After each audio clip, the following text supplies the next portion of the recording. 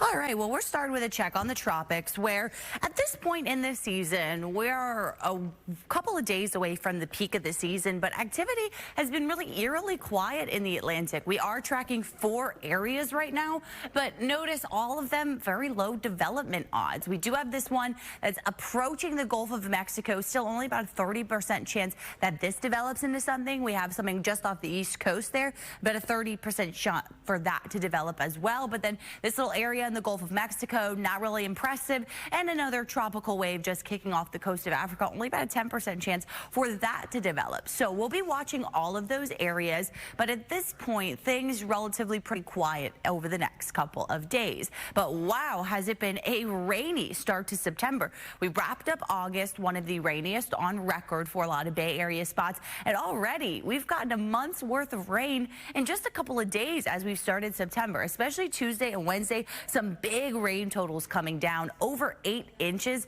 at the Tampa International Airport, and our normal rain for the entire month of September, a little over 6 inches. So we've already gone well above that, and we are expecting more rain in the coming days. We look at the rest of the area with some of the rain totals that fell last night. Pretty heavy for parts of Polk County, where some spots topping out over 4 inches of rain in just a couple of hours.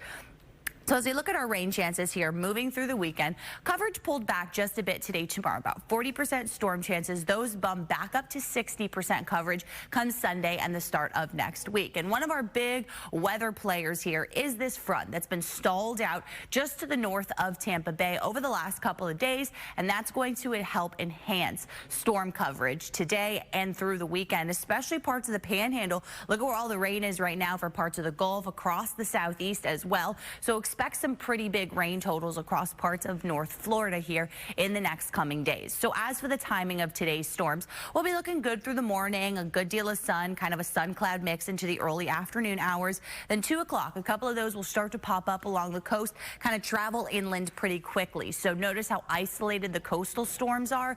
Then as they start to travel inland, expecting that heavier coverage to the east of 75, right around 7, 8 o'clock, we'll see our sea breezes kind of collide with some stronger storms from Polk County down to DeSoto. Hardy counties look going to be pretty favored for the heaviest coverage. And then tomorrow, nice start to the day, a couple of showers just off the coast there. Maybe we see a few sprinkles during the morning, but then good all of Saturday morning. Then 2, 3 o'clock, those storms start to pop up and quickly move their way inland. But as we look at where our heaviest rain accumulation will be through the weekend, it's up across western parts of the Panhandle and from about Jacksonville to Daytona Beach, where our Fox model highlighting the potential for some higher rain totals there over the next few days. And that lines up pretty good with where our ongoing drought is.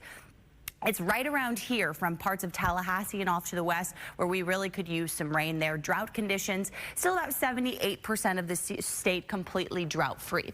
There's a look at our highs today from about 90 to 92, so it's going to be pretty close to seasonal for this time of year. Mid to upper 70s for many of us for lows tonight. And we'll take a quick check on your marine forecast for today through the weekend. Really nice conditions with just a light chop on the bay, seas around 1 to 2 feet. Southeast winds 5 to 10 knots all weekend long. Low tide hits 10:40 this morning, and then a high tide just before 5 o'clock this evening. Temperatures right around the low 90s here, right on through your 7-day forecast. Elise.